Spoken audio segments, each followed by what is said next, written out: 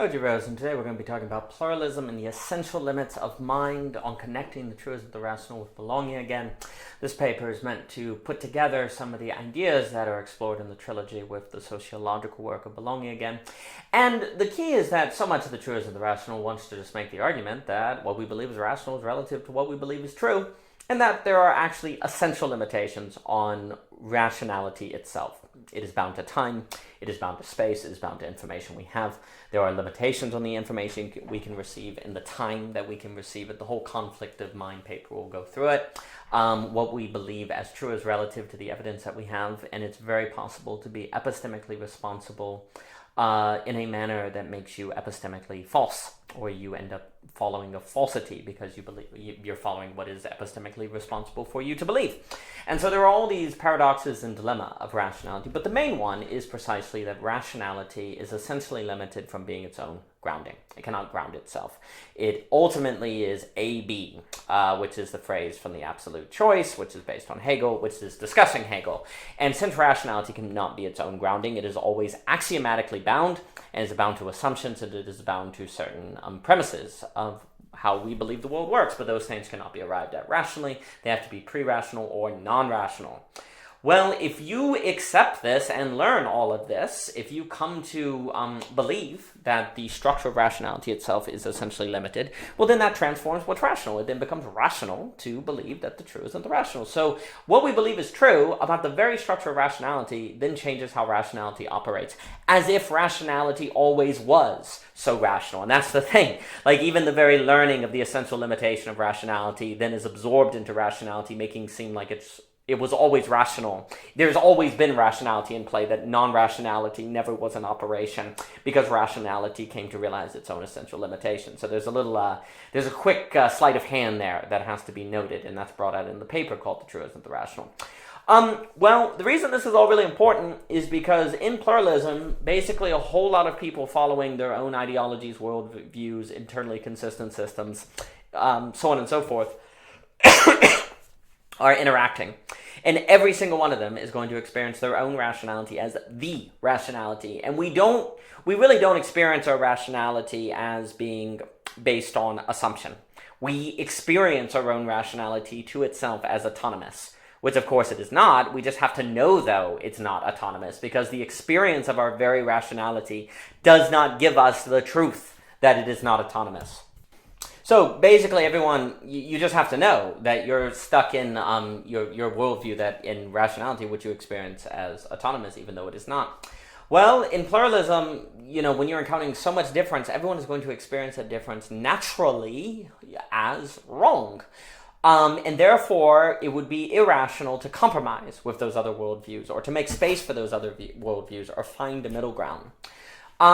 So basically what this means is that following AA logic, or logic that believes in the possibility of its own grounding, or linear, it's very linear, then that's going to destroy democracy under pluralism. It basically has no chance, because A is A cannot be rational to itself and make space for other worldviews. It has to dominate those other worldviews. It has to override or kick out those other worldviews. The only way pluralism can basically not lead to totalitarianism or collapse is if it becomes AB, or if it becomes full of people who ascribe to their rationality knowing that it is based on something non-rational, and that is based on axioms that can never be rationally grounded all the way down autonomously. And if people know that about the structure of rationality, well, then it becomes rational in pluralism to look for compromise, to make space for otherness in things, and so on. And it's really important, people can't do in a manner that's existentially stable what they believe is irrational. And following AA logic, it is irrational to make space for the other. It is epistemically irresponsible. And if you say, well, we need to make space for other, and it just needs to compromise, that's not gonna function. It's gonna feel like people are betraying, like some notion of what is ethical to make this society work is gonna feel like it's betraying truth, and so people won't do it. So if people are stuck in AA, they're not. It will not work for them just to tell themselves they need to make space for the other. It's only a matter of time before that breaks down. So you really need to have a framework in which thinking and operating according to AB is rational. And that can be done once one becomes aware of the essential limits of mind and the essential limits of rationality. And right here we can see why the conceptual mediation that Hegel engages in the science of logic is so necessary. And like at the beginning of the phenomenology, is basically like we have this problem where people are intuiting the whole, intuiting the truth without going through the process of thinking it through.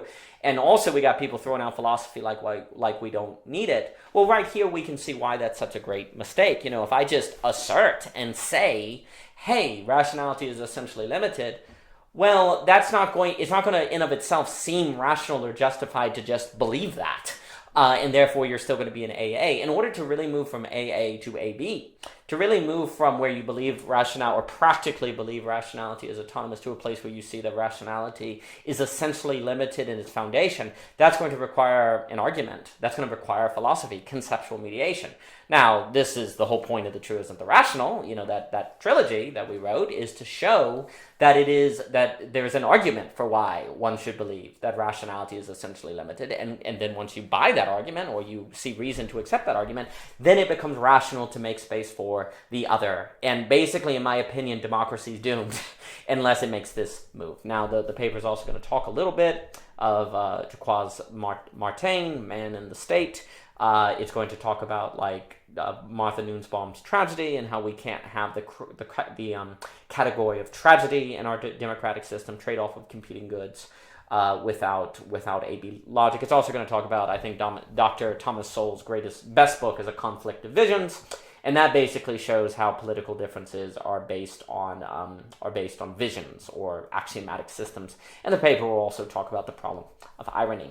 But the main notion that's so important is the realization that in order for us to basically not fall apart or collapse under pluralism, rationality has to realize its own essential limits and therefore reason according to those essential limits. Because once rationality is convinced of them, it then becomes rational to think according to those limits. And that would be a movement from AA to AB. If we do not move to AB, which will require an argument and conceptual mediation to make rationality convinced of the need of this move, and thus the move be rational. If we do not do this, pluralism basically seems doomed. And so that's the argument of the paper. For more of the Belonging Again series in which this paper is situated, please see the playlist on YouTube. There's also a list on Medium. And thank you so much for your time.